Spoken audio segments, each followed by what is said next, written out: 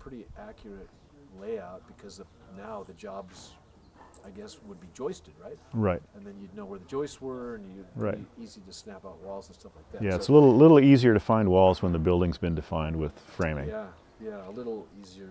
Yeah. I know you guys didn't do the piano house; you did the book building for us. That's right. But the layout for the piano house and the slab on grade and getting that plumbing laid out in the dirt and an amoeba-shaped building that there were no even square corners to go off of was insane. But anyway. Well, on all of those slab buildings, we rely heavily on the concrete foreman to be the guy in charge to tell us where everything is. Yep.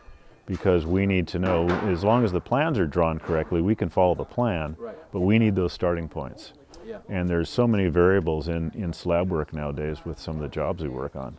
Yeah. As they get more and more complex, it's harder to understand sometimes the involvement of the concrete. Yes, So. indeed. Okay, so you and Peter are going to do this job walk on the remodel and just kind of do some layout, I'm assuming, and make sure everybody's on the same page of where stuff goes. Is that Right, the right. idea? Yeah, Then what are you going to do? I've got a couple hours of paperwork to get ready for tomorrow and next week, and then actually I'm leaving at 2 o'clock today. And you're going to go. I'm taking off. And that's all Jay's going to say about it. That's Okay, all I'm going to say sounds about that. good. Thursday at 2. Ooh, I like it. I have a friend coming from Colorado. Ooh.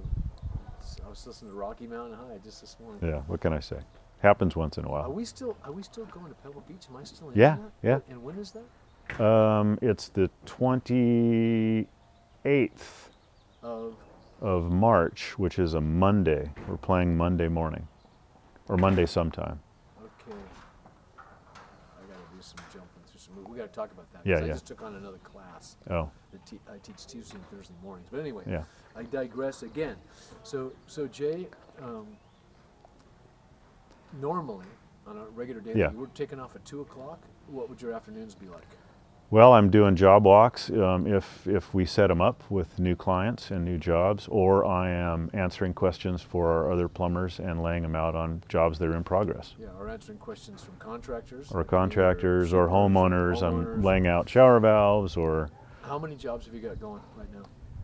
Currently we have about 82 projects we're working on. Are you kidding me? No, 82 projects. 82 projects. And they're all in various phases of rough in. All in various phases. top Some are almost out, finished, some are just set beginning. finish, right? That's Isn't right. Isn't that correct? Rough in, top out, set finish? Yes. That's pretty much what plumbers do. Yeah. They rough the pipes in that you don't see, top them out to where they're ready to extend through walls and slabs and floors. That's right. And then at one point they come and set finish, which is setting the WCs and the labs and all the faucets and like that. That's right. Why don't we pick up and walk back to the utility room and start talking about the plumbing here? But initially, Okay, I had sounds good.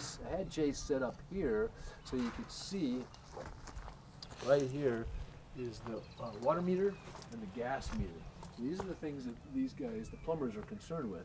And at this point, we have cut off everything, safed off, cut off everything from the meters. Nothing goes to the house, so it's all going to get run new, right? That's a right. New gas line That's right. and a new water line. So we'll have a new water line coming to a new service entry, which we're going to take you back to, which we're going to have to take out this old driveway and do some trenching. It's getting a new driveway, a different kind of driveway.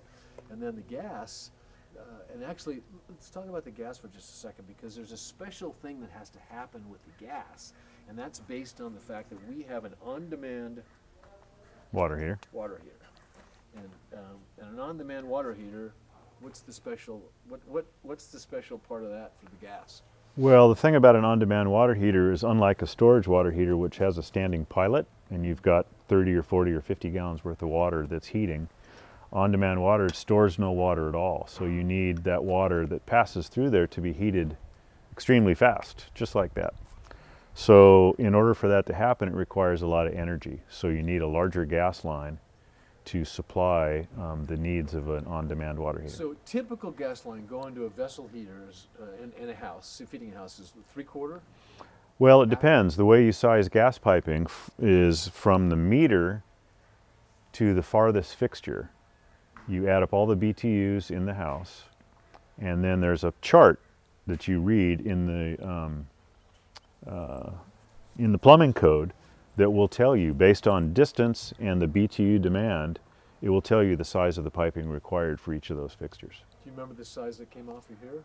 And there's a pretty typical size, isn't it? Pretty typically 3/4. Well, it used to be in homes years ago, 1 inch was a little more typical pipe size to a smaller, 2-bedroom or 3-bedroom, 2-bath, kitchen, laundry. So 1 inch home. gas. Is 1 that inch. what came out of here? I think 1 inch is what came out of here. And then we're upsizing to. I think we're upsizing to 1.5 inches on this project based on the distance to the water heater. Yeah, and the volume required for an on-demand. That's right. It's way more BTUs. It's than, way more BTUs. even a 100-gallon vessel type. Or something Right, like that. exactly. And then we have gas, and I don't know your opinion, but I prefer heating water with gas because it's cheaper. Yeah, it's cheaper. Electric does heat water, and one really cool thing about electric, other than the energy use, is that you have no flue pipe. Right. There's no flue, whereas when you're heating stuff with gas, you have to have those exhausted hot gases go out. Right. Which is also nice for what we got. We're going to go show you all is that this on-demand, not only in its flue, does it can be plastic. That's right. And you don't have a whole lot. You have triple wall collar or any of that stuff in the. No, so you because don't have all this insulation around it and triple wall collars as it passes through roofs, but also in it you have combustion air intake too, right? Makeup air. That's right. Which makeup otherwise, in our utility room, I'd have to put high and low vents That's for right. makeup air, which the owner did not want vents in that door. Right. And then I found out another thing I didn't know was that. Yeah. This thing has makeup air coming right through the pipe. That's which is right. really And they burn so much more efficiently. Yeah. And it's that's on why you can demand. do it Is there a recirc going in here? And would you use a recirc for on demand? Yes, as well? there's It's a. hot there, That's right. but then as it leaves there, it's pushing whatever's cooled down in the copper pipes, right? That's right. The on-demand water heater that we like to use is the Navion, because they have a recirculation pump and an expansion tank inside of the heater already built in. Oh, wow. And that's the only on-demand heater on the market up till now that utilizes that.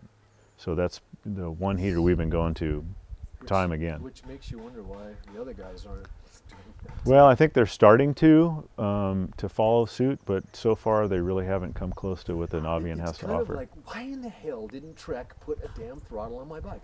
I went to a guy's house yesterday. I have e-bike envy. It's so bad. Judy has one. And looked at this guy's e-bike Yeah. that he paid, another $700 or $800 than I did for Right. each of ours.